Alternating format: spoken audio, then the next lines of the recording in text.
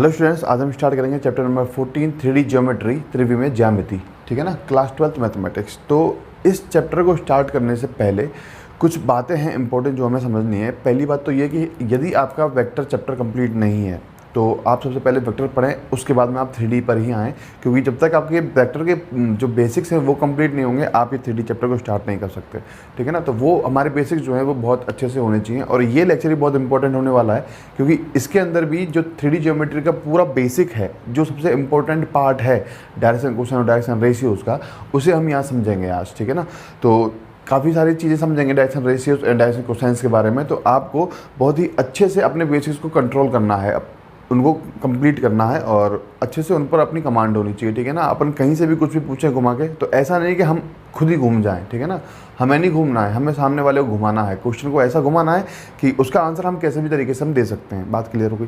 ठीक है ना, तो अपन को सिर्फ इसके जो बेसिक्स पार्ट हैं उनको बहुत अच्छे से कंप्लीट करना है। नंबर ऑफ़ क्वेश्चंस बहुत सारे हैं इसमें, तो आपको भी करने होंगे, कुछ हम करेंगे यहाँ पर बोर्ड पर। ठीक है ना, तो आपको इसमें क्वेश्चंस भी अच्छे से करने हैं। जितने भी क्वेश्चन आपको मिलेंगे इसमें सारे अच्छे क्वेश्चन मिलेंगे, लेकिन कुछ नंबर ऑफ़ क्वेश्चंस ऐसे हैं जो बिल्कुल सिमिलर क्वेश्चन है, फार्मूला बेस्ड क्वेश्चन है, तो उनको आप अच्छे से कर लोगे ताकि आपके फार्मूले की जो प्रैक्टिस है वो कंप्लीट हो जाएगी अच्छे से। ठीक है ना, तो और इसमें जो बेसिक्स हैं वो हमें अच्छे से कंप्लीट करना है, मेन बात ये है। ठीक है ना, सारे ये लेक्चर बहुत इंपॉर्टेंट होने वाला है, क्योंकि इसमें सारे बेसिक जो इंपॉर्टेंट बेसिक है वो इसमें है। ठीक है ना, बाकी स्टार्ट करते हैं 3D ज्योमेट्री और वेक्टर में। अगर आपने वेक्टर कंप्लीट नहीं किया तो पहले आप वेक्टर करें, उसके बाद इसको देखें। ठीक, सबसे पहले हम 3D ज्योमेट्री में स्टार्ट करेंगे direction cosines and direction ratios. ठीक है ना, कि किसी भी लाइन एल के जो direction ratios and direction cosines हैं वो कितने होंगे। तो हम बात कर रहे हैं direction cosines, direction cosines and direction ratios, है ना। इन्हें आप कह सकते हो दिक्कोज्याएं एवं दिक् अनुपात। दिक् अनुपात। तो किसी भी लाइन एल के हमें direction cosines and direction ratios निकालने हैं, तो हम यहाँ 3D एक ज्योमेट्री बना लेते हैं। 3D ज्योमेट्री मान लो कुछ इस तरीके से हमने बनाया। ठीक है ना, ये एक्स, ये वाई एक्सिस हो जाएगा आपका, ये एक्स एक्सिस हो जाएगा आपका, ये हो जाएगा ओरिजिन, और एक मिनट एक्स एक्सिस हम वापस बना लेते हैं।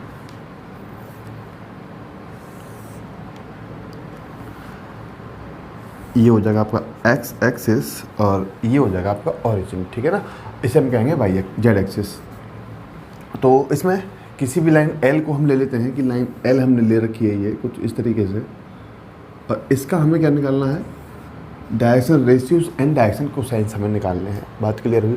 ठीक है ना, तो डायरेक्शन कोसाइन डायरेक्शन रेशियो निकालने के लिए हम 3D ज्योमेट्री में कीवर्ड बना लेते हैं, ताकि हम उसको अच्छे से समझ सकें कि किस तरीके से वो 3D में बनेगी लाइन।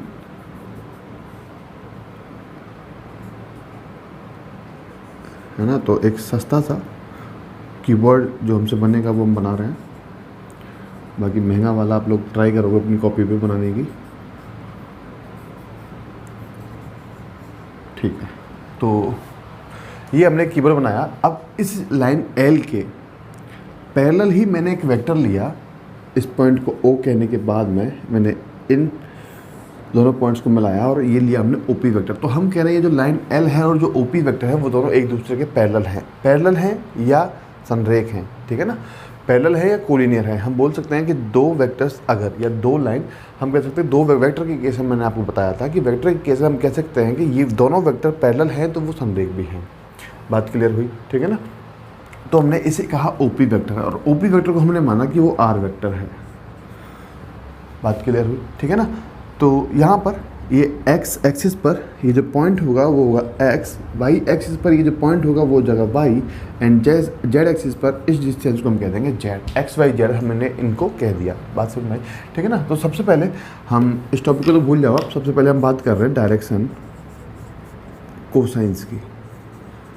डायरेक्शन कोसाइंस की कि दिक् कोज्याएं क्या हैं। दिक् कोज्याएं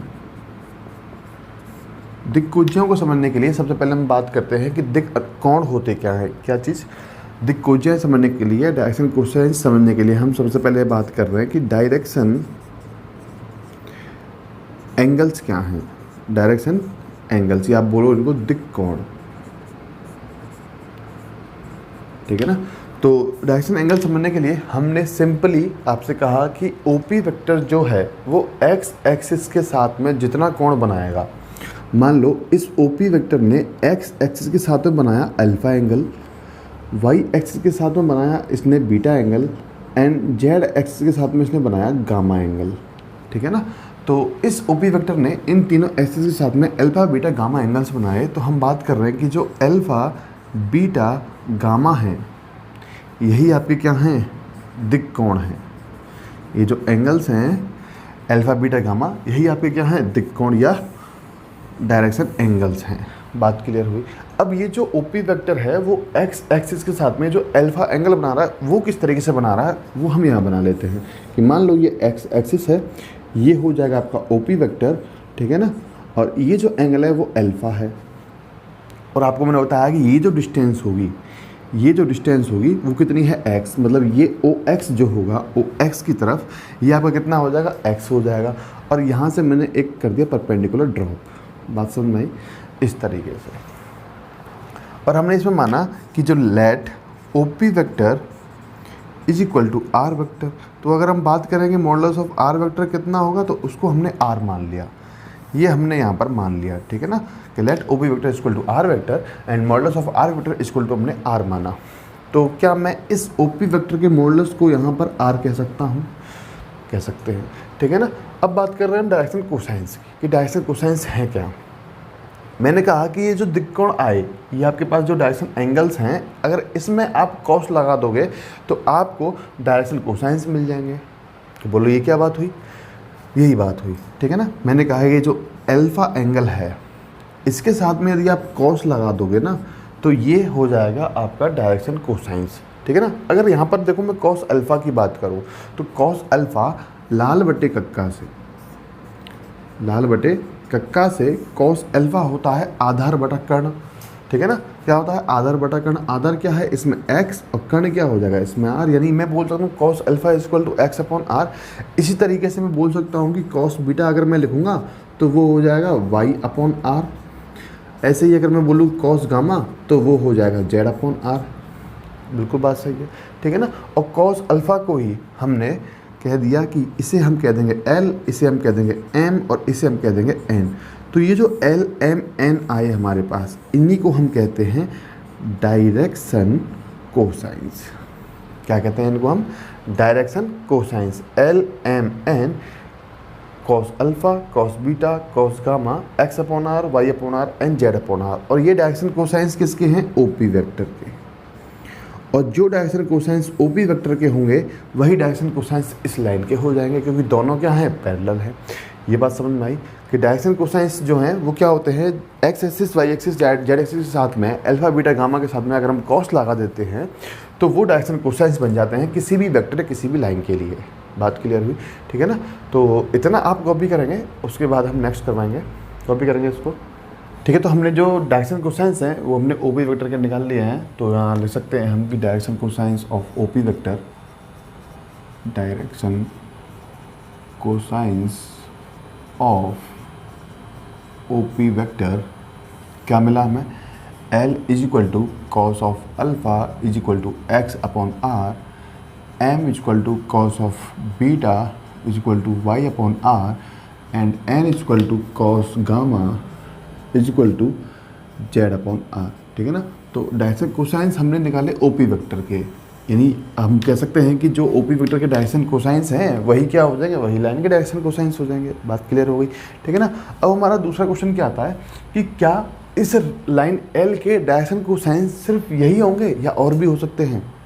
हम क्या कह रहे हैं कि क्या इस लाइन एल के direction cosines L M N ही होंगे या और भी हो सकते हैं, ठीक है ना। तो उस बात को समझने के लिए हम यहाँ निकालेंगे, क्या निकालेंगे हम, कि डायरेक्शन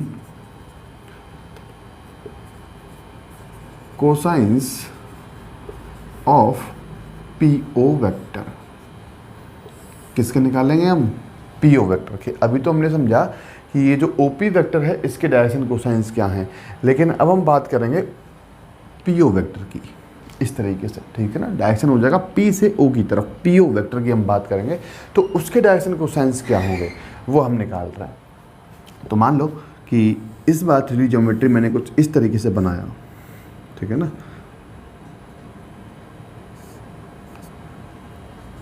ये हो जाएगा आपका वाई एक्सिस, ये हो जाएगा आपका जेड एक्सिस एंड ये हो जाएगा आपका एक्स एक्सिस।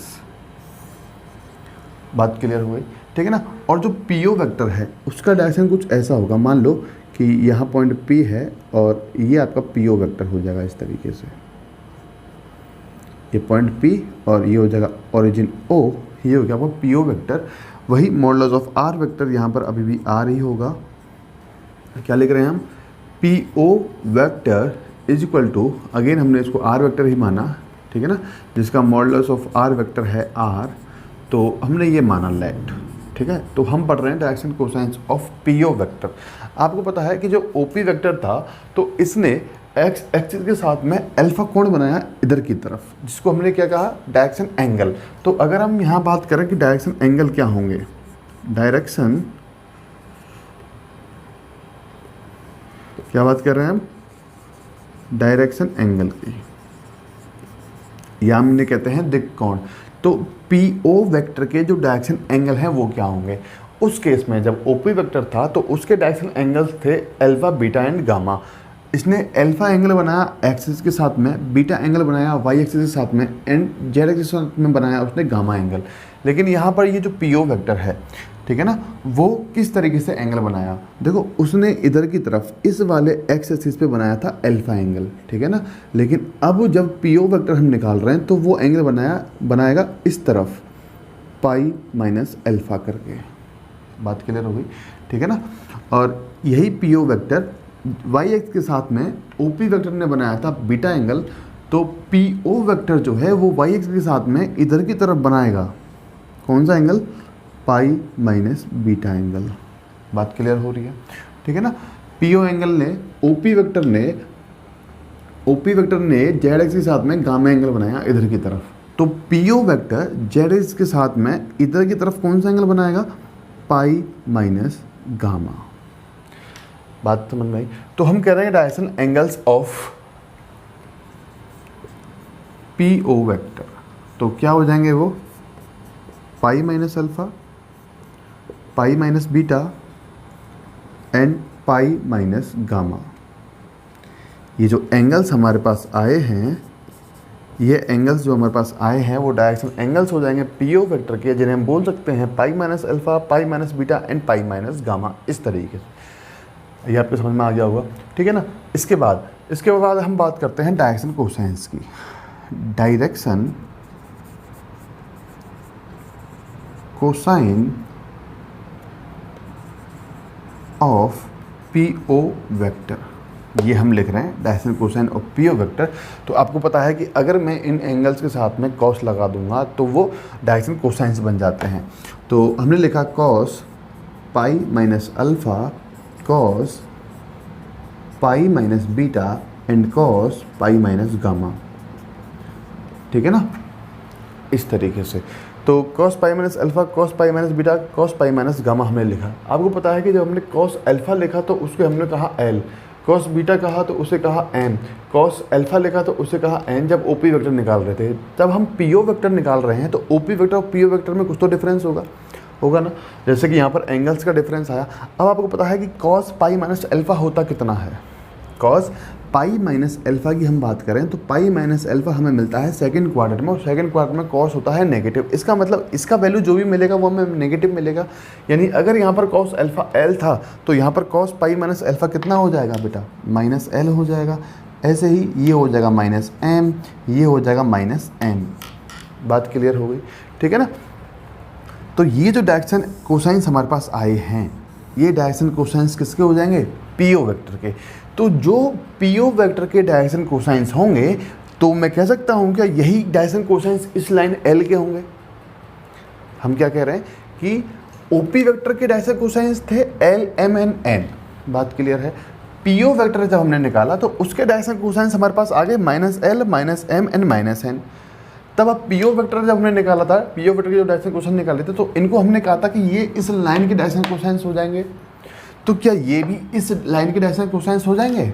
यस, हो जाएंगे। जब ये भी हैं तो ये भी हैं। इसका मतलब किसी भी लाइन एल के डायरेक्शन कोसाइंस जो होते हैं उनके दो सेट होंगे।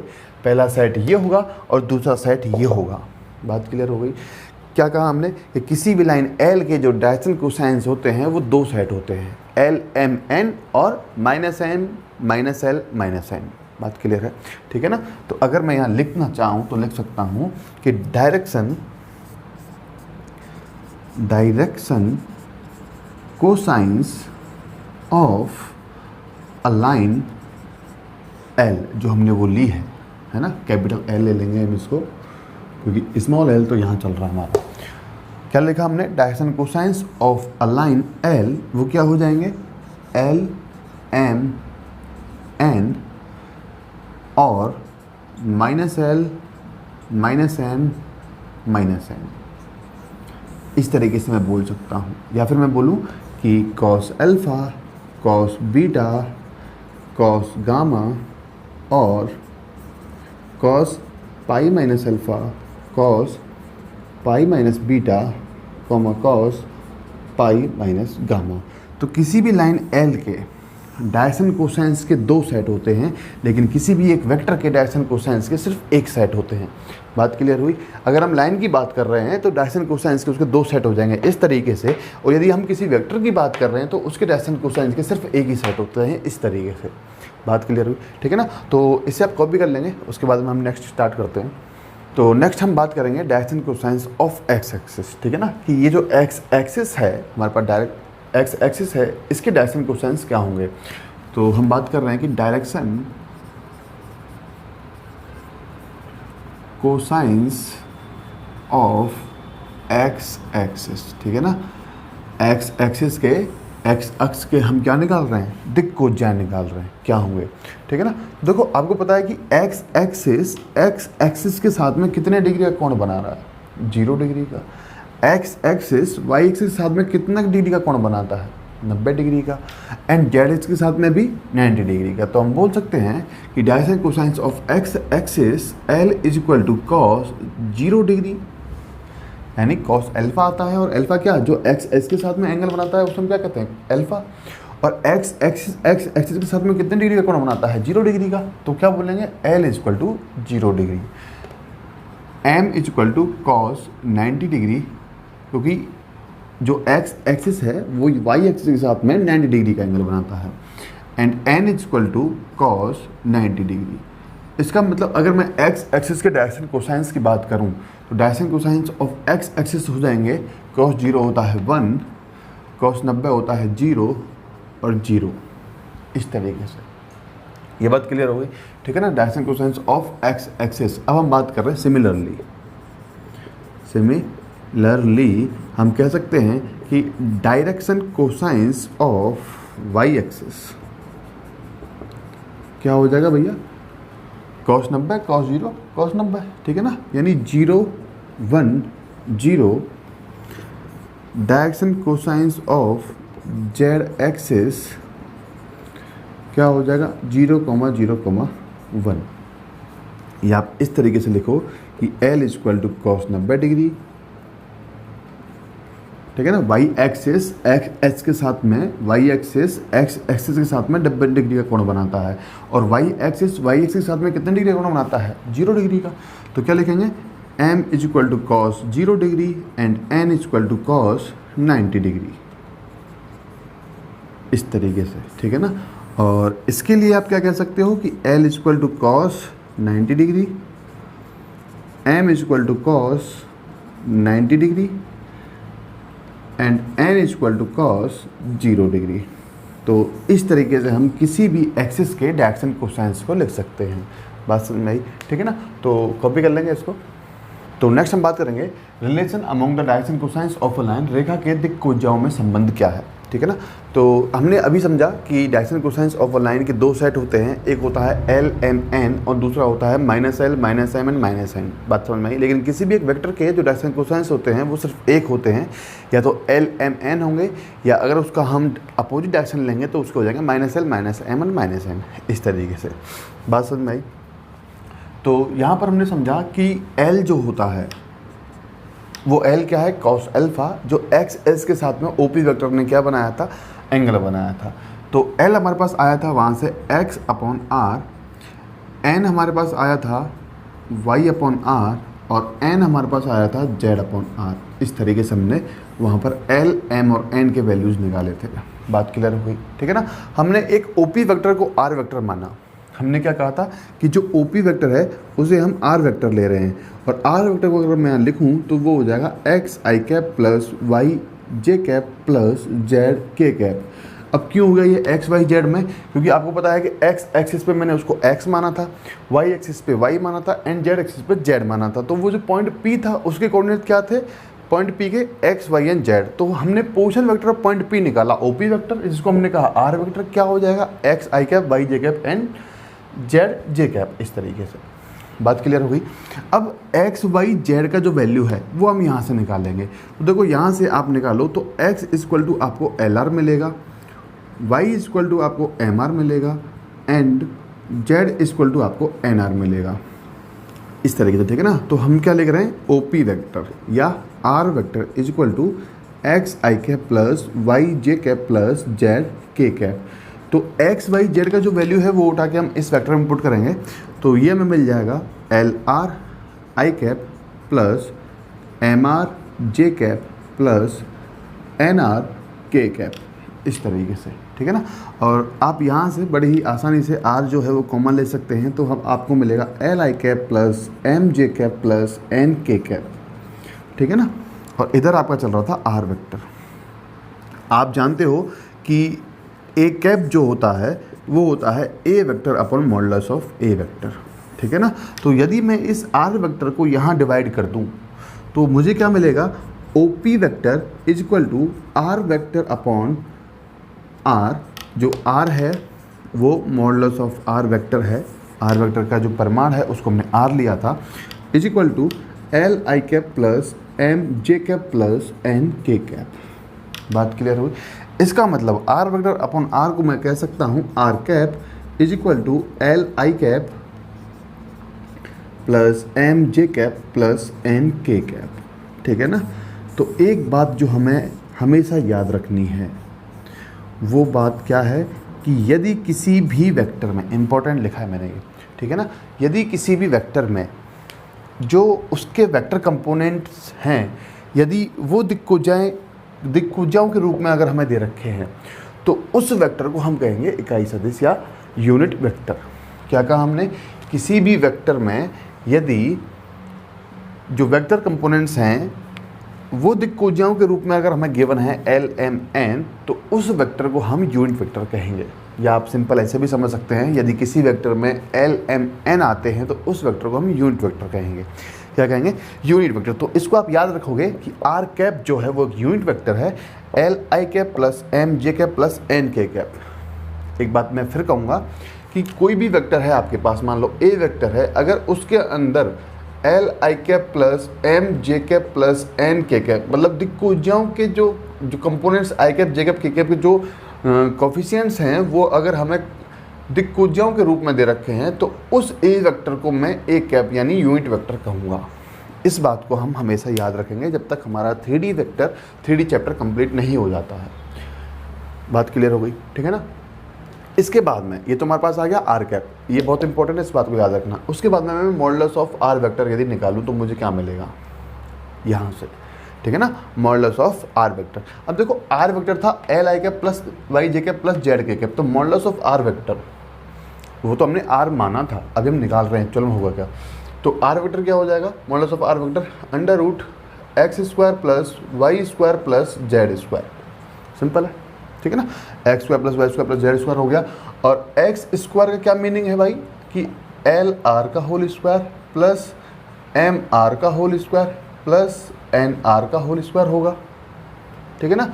तो क्या यहाँ से मैं जो आर स्क्वायर है वो कॉमन ले सकता हूँ, ठीक है ना। और आर स्क्वायर जो कॉमन आएगा वो किसके साथ आएगा, अंडर, देखो सब में R square R square R square है, तो आर स्क्वायर हम कॉमन ले रहे हैं और आर स्क्वायर को पता पावर के साथ कॉमन आएगा, पावर कितनी है 1/2, तो सिर्फ आर बाहर आ जाएगा, ठीक है ना। और अंदर हमारे पास क्या बचेगा, L square plus M square plus N square. बात क्लियर हुई, ठीक है ना। और इधर क्या चल रहा था हमारा, मॉडुलस ऑफ आर वेक्टर, हमारे पास ये आ गया। बात क्लियर हुई, ठीक है ना। तो इसके बाद आपको पता है कि जो मॉडुलस ऑफ आर वेक्टर है उसको हमने आर माना था, मॉडुलस ऑफ आर वेक्टर को हमने क्या माना था, आर माना था। तो क्या मैं इस मॉडुलस ऑफ आर वेक्टर के स्थान पर आर लिख सकता हूँ, is equal to R under root L square plus M square plus N square हो जाएगा ये, ठीक है ना।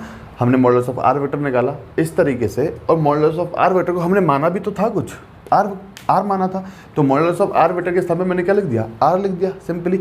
अब यहाँ से आप देखो कि आर से आर कैंसिल आउट हो जाएगा, तो 1 इक्वल टू हमें क्या मिल जाएगा, under root L square plus M square plus N square. अगर यहाँ पर मैं करूँ स्क्वायरिंग बोथ साइड, क्या करें हम, स्क्वायरिंग बोथ साइड, तो हमें क्या मिल जाएगा, L square plus M square plus N square equal to 1, ठीक है ना।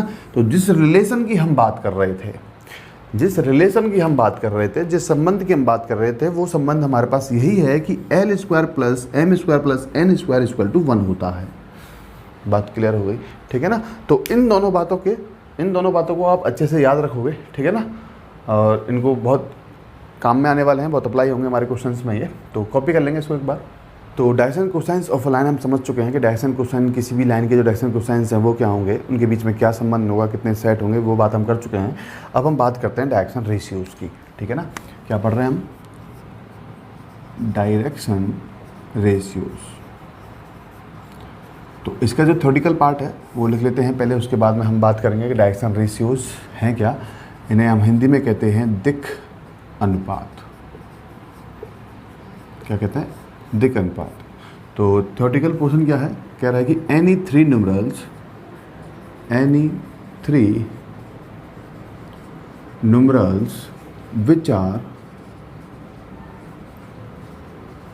which are proportional to the direction cosines of a line are called direction ratios of that line, ठीक है ना। तो कह रहा है वो any three numerals which are proportional to the direction cosines of a line are called direction cosines और direction ratios of that line, ठीक है ना। तो ये बात उसने हमसे कही।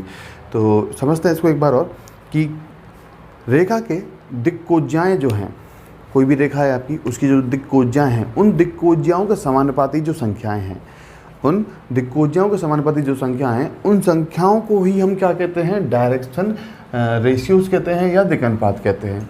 तो एक बार फिर समझेंगे कि जैसे मान लो कि एल, एम और एन हमारी क्या हैं, दिक्कोज्याएँ हैं। इनके समानुपाती हम कोई संख्याएं लिख देते हैं, जैसे हमने लिखा ए, हमें लिखा बी, हमें लिखा सी। तो ये जो ए बी सी हैं, ए बी सी, इन्हीं को हम कह रहे हैं डायरेक्शन रेशियोज। इन ए बी सी को ही हम क्या कर रहे हैं, डायरेक्शन रेशियो। ये समानुपाती हैं, इसलिए हम इनको इक्वल के रूप में लिख देते हैं इस तरीके से कि एल के समानुपाती क्या है, ए, तो ए को हमने क्या कहा, डायरेक्शन रेशियोज, ठीक है ना। एल, एम, एन, इनके समानुपाती जो संख्याएं हैं, इन संख्याओं को हम क्या कहते हैं, डायरेक्शन रेशियोज कहते हैं या दिक् अनुपात कहते हैं। अब मान लो इसको मैंने के इक्वल रखा, ये सभी इक्वल हैं, तो मैंने मान लिया कि इनका जो वैल्यू है वो एक या के, ये हमने मान लिया। तो यहाँ से जो एल है वो हमें मिल जाएगा ए के, एम हमें मिल जाएगा बी के, एंड सी हमें मिल जाएगा एन के, सॉरी यहाँ से जो एन है वो हमें मिल जाएगा सी के, इस तरीके से। और जो हमने डायरेक्शन कोसाइंस का रिलेशन हमने समझा था, तो हमने वहाँ समझा था कि L square plus M square plus N square equal to 1 होता है। तो यहाँ पर अगर हम एल का वैल्यू पुट करते हैं तो हमें मिलेगा ए के स्क्वायर प्लस बी के स्क्वायर प्लस सी के का होल स्क्वायर, इस तरीके से हमें मिलेगा। और आपको पता है कि के स्क्वायर अगर कॉमन है तो मैं बोल सकता हूँ a square plus b square plus c square equal to 1। बात क्लियर हुई, ठीक है ना। तो के स्क्वायर इक्वल टू हम क्या बोल सकते हैं, 1 upon a square plus b square plus c square, यानी के को हम क्या बोल सकते हैं, plus minus 1 upon under root a square plus b square plus c square, ठीक है ना। तो जो के का वैल्यू था ये हमने फाइंड कर लिया, plus minus under root a square plus b square plus c square. अब ये प्लस माइनस है, इसका मतलब ओपी वेक्टर के लिए प्लस, पीओ वेक्टर के लिए माइनस। क्लियर है, ठीक है ना। तो के इक्वल टू हमें क्या मिल गया, plus minus 1 upon a square plus b square plus c square. देखो एल इक्वल टू मुझे ए के मिला, और एल क्या है, मेरा direction cosines, L M N मेरे क्या है, direction cosines.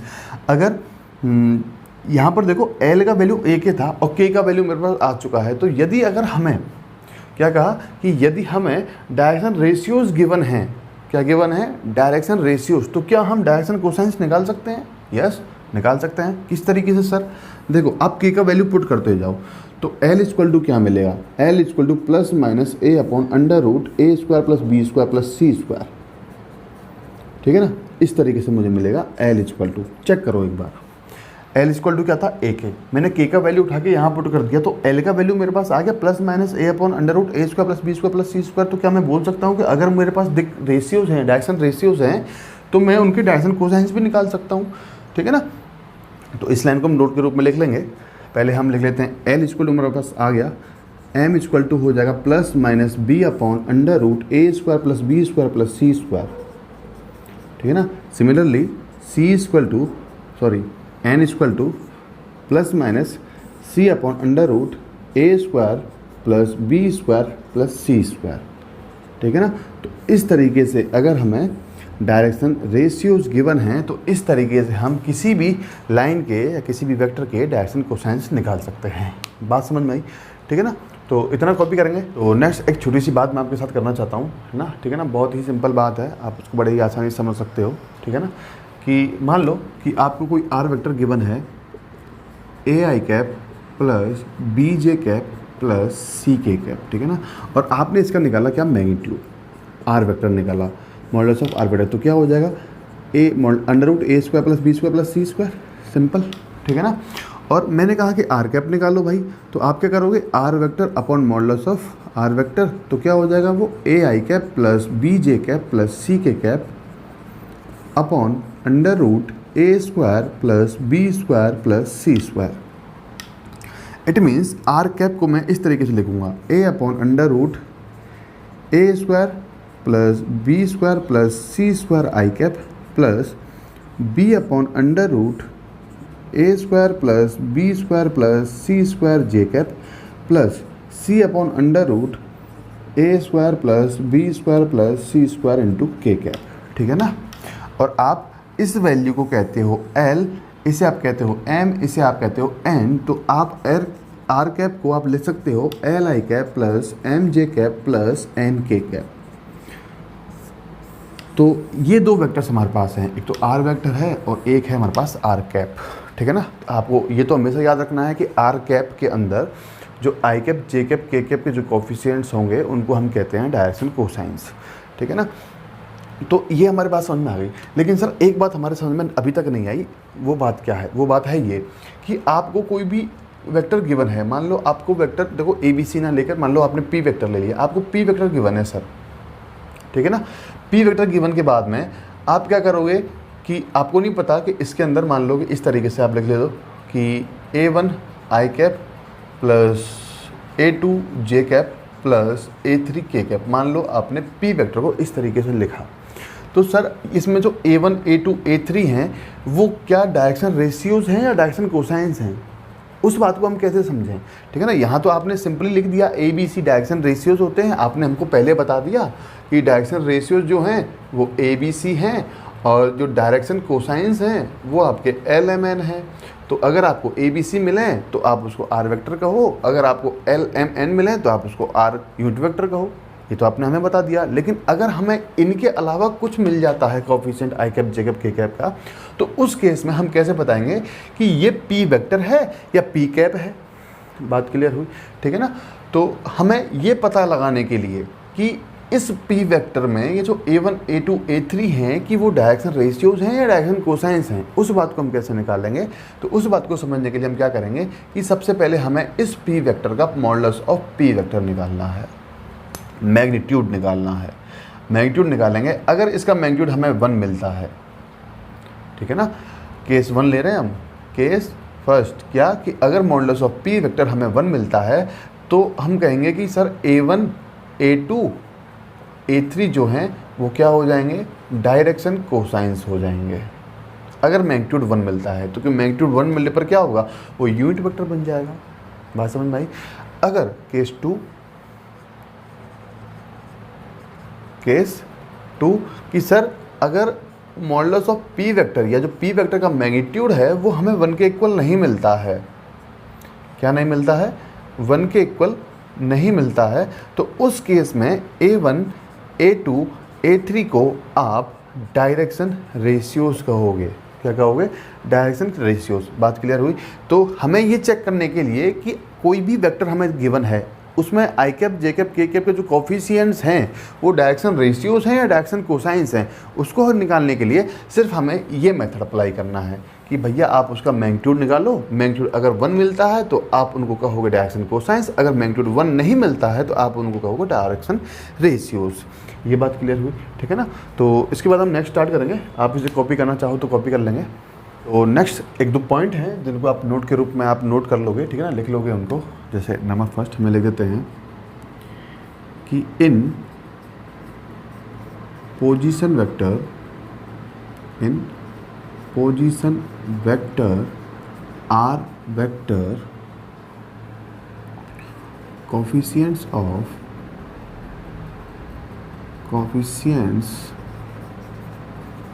of I cap, J cap and K cap are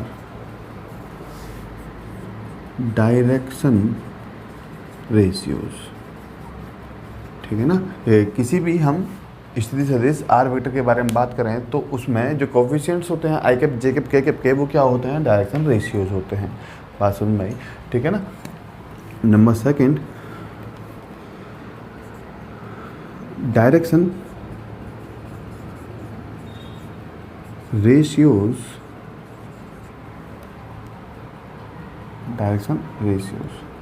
ठीक है ना। कह रहा है कि direction ratios of any line are infinite. क्या उसने क्या कहा कि किसी भी रेखा के दिक् अनुपात जो होते हैं वो अनंत होते हैं, ठीक है ना, कि किसी भी रेखा के आप जो दिक् अनुपात होते हैं वो क्या होते हैं, अनंत होते हैं। Direction ratios of any line are infinite. Number third, if direction ratios of any vector are given then we can find the direction cosines of that vector, ठीक है ना। क्या कहा उसने कि यदि किसी सदिश के हमें दिक् अनुपात दे रखे हैं, गिवन हैं, तो उन दिक् अनुपातों से हम क्या निकाल सकते हैं, दिक् कोज्याएं निकाल सकते हैं। बात समझ में आई, ठीक है ना। तो ये कुछ 3 पॉइंट्स हैं, इनको आप कॉपी कर लेंगे। तो नेक्स्ट हम बात करेंगे direction cosines of line passing through 2 points, ठीक है ना। 2 बिंदुओं को बनाने वाली रेखा के दिक् कोज्याएं क्या होंगी। बात क्लियर हुई, ठीक है ना। तो किसी भी कार्टेशियन प्लेन में, किसी भी 3D कार्टेशियन प्लेन में, ठीक है ना, हम 3D कार्टेशियन प्लेन की बात करेंगे। तो मान लो कि ये x एक्सिस, ये y एक्सिस एंड ये z एक्सिस हमें गिवन है और कोई लाइन है कुछ इस तरीके से पास हो रही है। बात सुन भाई, ठीक है ना। तो अगर हमने कहा कि ये पॉइंट होगा P, तो इसके कोऑर्डिनेट्स हमें लिखे x1 y1 एंड z1, ठीक है ना। एंड ये पॉइंट हमने माना Q, जिसके कोऑर्डिनेट्स हो जाएंगे x2, y2, z2, इस तरीके से। तो आपको इस PQ पॉइंट से जो लाइन पास हो रही है उस लाइन के आपको क्या लिखने हैं, डायरेक्शन कोसाइंस लिखने हैं या दिक् कोज्याएं लिखनी है। तो सबसे पहले मैं बात करूँगा PQ वेक्टर की, तो पी क्यू वेक्टर, देखो लाइन के निकाल रहे हैं तो हम क्या करें, वेक्टर के निकाल लेते हैं, वेक्टर के निकालेंगे तो वही क्या होंगे, लाइन के होंगे, बात क्लियर है। तो पी क्यू वेक्टर क्या हो जाएगा, position vector of point Q minus position vector of point A, ठीक है ना, इस तरीके से। तो आप point A and point Q यहाँ लिख लेंगे ऊपर कि लेट पॉइंट ए, सॉरी मैं लिख लेता हूँ, पी है ये, क्या लिख रहे हैं हम पहले, let point P x1 y1 and z1 and q x2 y2 z2, इस तरीके से। तो हम निकाल रहे हैं पी क्यू वैक्टर। तो पी क्यू वैक्टर क्या होगा, position vector of point q, ये वाला vector OP vector, and position vector of point P OP vector, sorry ये तो OQ वेक्टर है और ये OP वेक्टर है, इस तरीके से।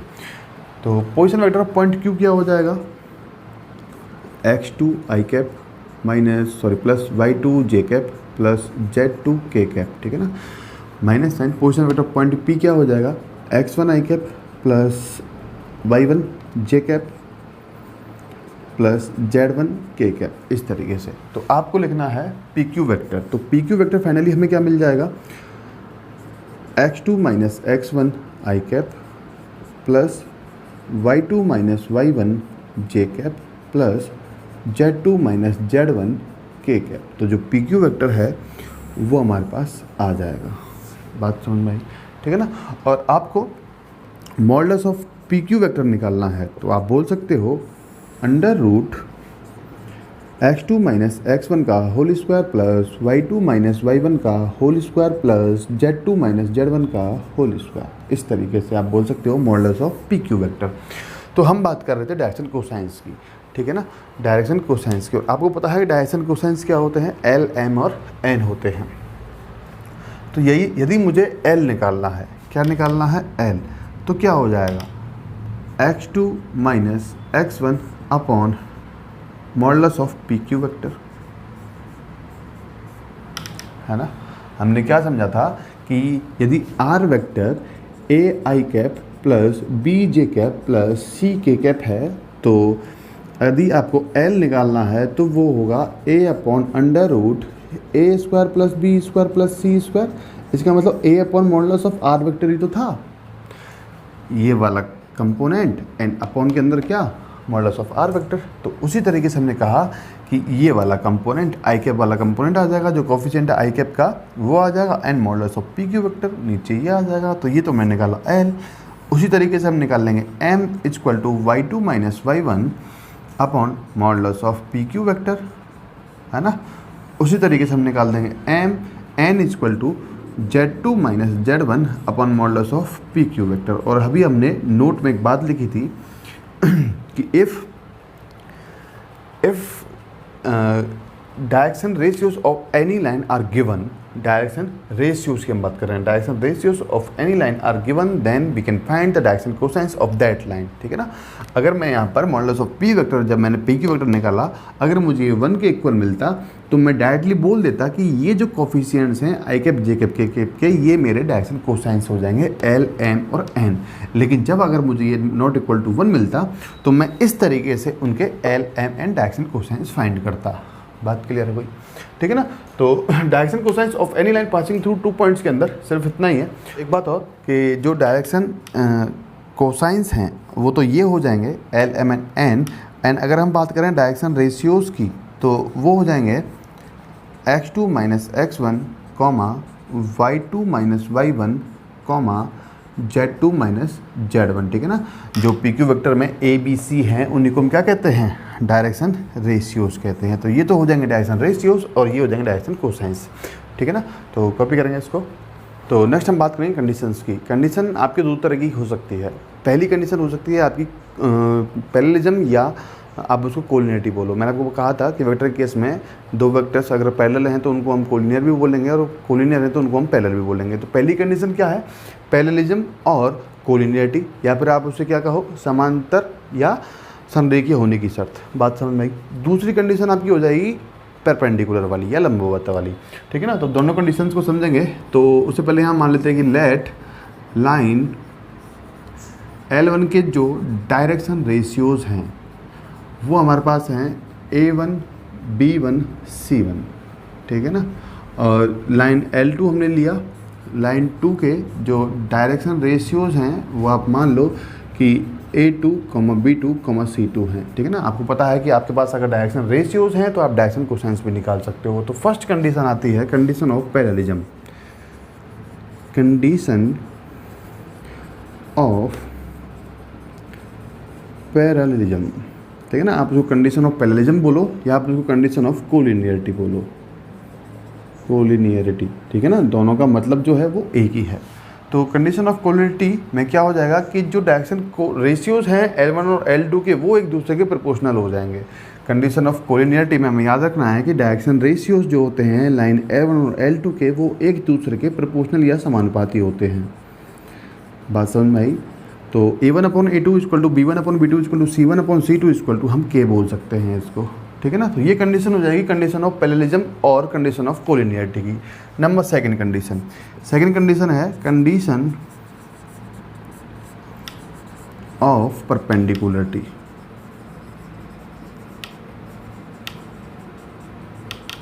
क्या कहा हमने? Condition of perpendicularity. अब देखो कंडीशन ऑफ परपेंडिकुलरिटी में आपको पता है यहाँ तो जो लाइंस थी, यहाँ पर जो लाइंस थी L1 और L2 या तो वो पैरेलल थी या वो क्या थी, कोलिनियर थी। लेकिन यहाँ पर कंडीशन ऑफ परपेंडिकुलरिटी में आपको पता है कि L1 और L2 जो है वो एक दूसरे के क्या हो जाएंगी, परपेंडिकुलर हो जाएंगी। और इस केस में आपको पता है कि अगर आप L1 पे कोई एक वेक्टर लोगे, वेक्टर A वेक्टर लिया और आपने L2 में B वेक्टर लिया, तो L2 पे ले रहे हैं ना, मैनी पे, मतलब ये हो गया B वेक्टर और ये हो गया आपका A वेक्टर। तो आपको पता है कि इन दोनों का जो डॉट प्रोडक्ट है वो 0 के इक्वल होता है। तो वहाँ पे आप लिखते हो A vector dot B vector equal to 0। तो उसी तरीके से कंडीशन ऑफ परपेंडिकुलरिटी में हमें डायरेक्शन रेशियोज गिवन हैं। तो हम बोल सकते हैं कि A1A2 is equal to A1A2 plus B1B2 plus C1C2 equal to 0 हमें मिलेगा, ठीक है ना। अगर आप यहाँ पर A vector dot B vector equal to 0 करते हो तो जब आप इसको कंपोनेंट्स के रूप में मल्टीप्लाई करोगे, डॉट प्रोडक्ट करोगे, तो आपको यही मिलेगा, ठीक है ना। ये हमने जब समझा भी था। तो हमें क्या मिलेगा, A1A2 plus B1B2 plus C1C2 equal to 0 मिलेगा कंडीशन ऑफ परपेंडिकुलरिटी में। एंड कंडीशन ऑफ पैरेललिज्म में या कोलिनियरिटी में हमें वो जो डायरेक्शन रेशियोज हैं दोनों लाइन के वो एक दूसरे के क्या मिलेंगे, प्रोपोर्शनल या समानुपाती मिलेंगे। बात समझ में आई, ठीक है ना। तो इन दोनों कंडीशंस को हमें ध्यान रखना है, क्वेश्चन में अप्लाई भी होंगे। तो इसके बाद आपका जो इंट्रोडक्शन पार्ट था वो यहीं पर ख़त्म होता है। इसके बाद हम एक्सरसाइज के एग्जाम्पल स्टार्ट करेंगे, तो इसे आप कॉपी कर लेंगे, ठीक है ना।